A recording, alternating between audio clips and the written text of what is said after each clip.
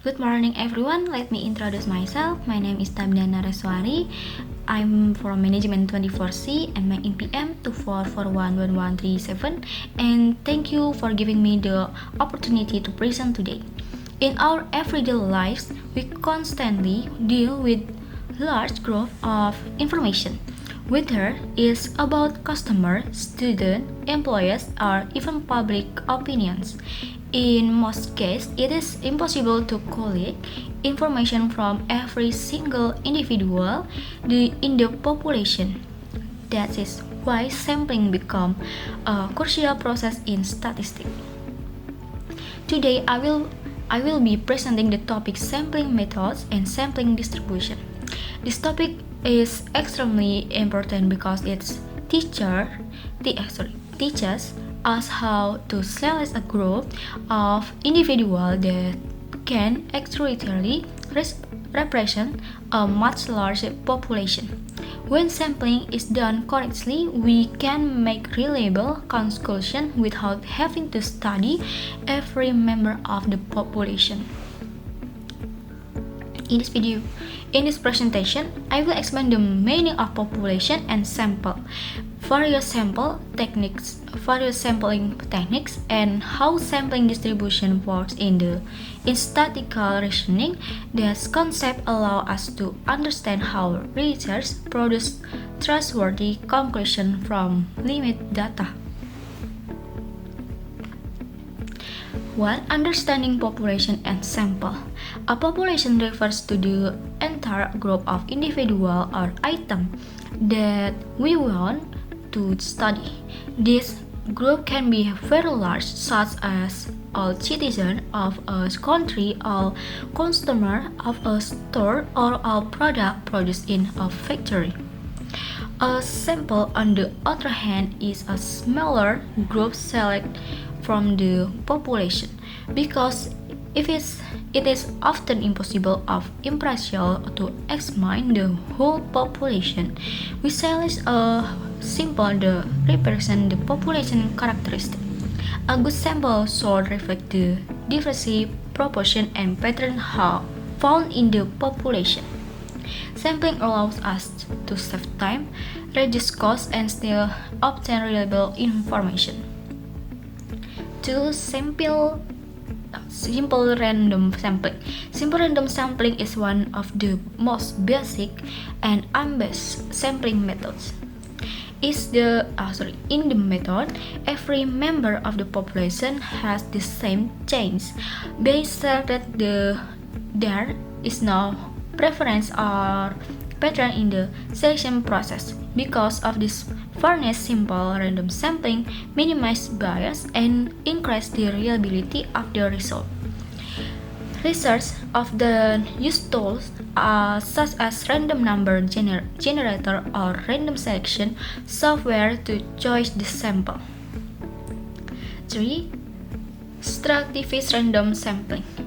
Stratified random sampling is used when the population consists in different group or category.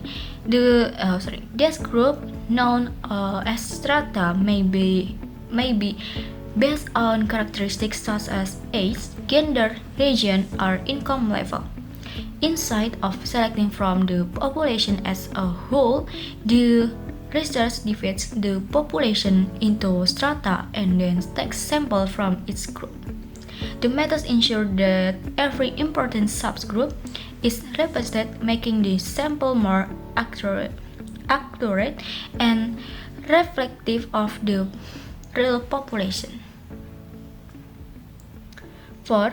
Cluster sampling. Cluster sampling is useful when the population is large and spread across different locations. Instead of randomly picking individual from the entire population, the population is divided into clusters such as school, district, and neighborhoods. Then certain clusters are selected of all individual within those clusters and include the sample. This method reduces time and cost, especially when traveling or accessing individual in distant location would be difficult. 5. Systematic sampling. Systematic sampling selects individual at regular interval. For example, a reservoir may choose every 10% on a list or every 5th product. Coming off a production line, the method is simple and efficient, especially when dealing with orderly data. Although systematic sampling is easy to apply, it may cause bias if the list follow a pattern that coincidentally align with the sampling interval.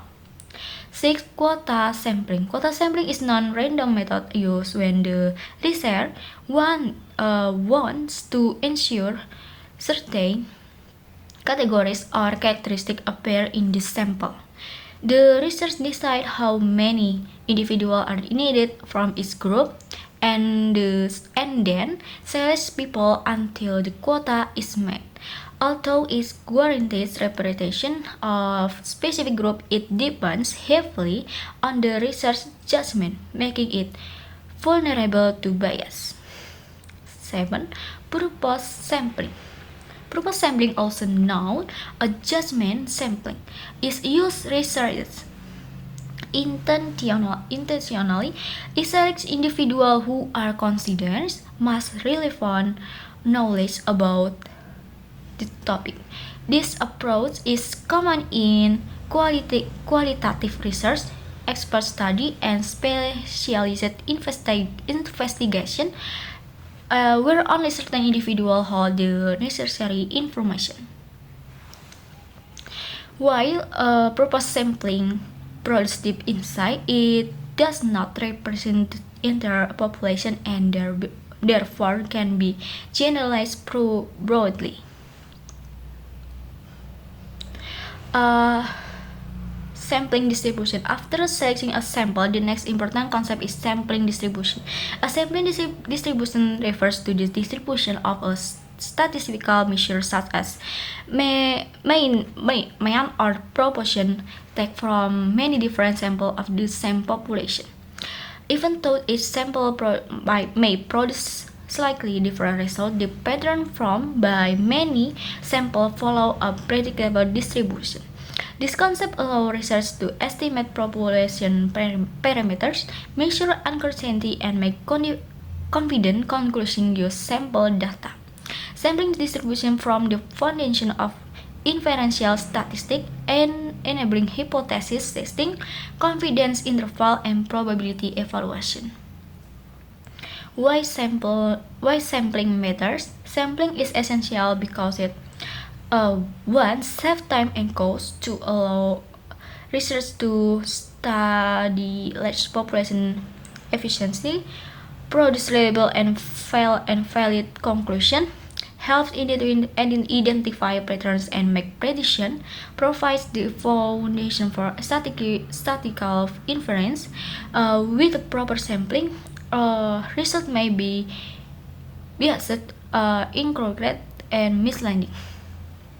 To conclude my presentation, I would like to emphasize that sampling plays a major role in statistical research. It allows us to draw meaningful conclusions about large population by examining only a small part of them. Understanding various sampling methods such as simple random stratified cluster, systematic quota, purpose sampling help ensure that the data we collect is reliable, representative.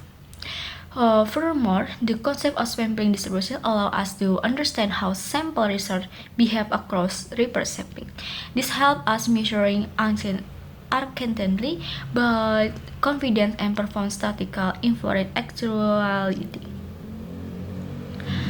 As we analyze data in the future, let's remember that the strength of any conclusion depends not only the number we collect, but also how we select the individual who provide those numbers. Thank you for attention and see you in the next video.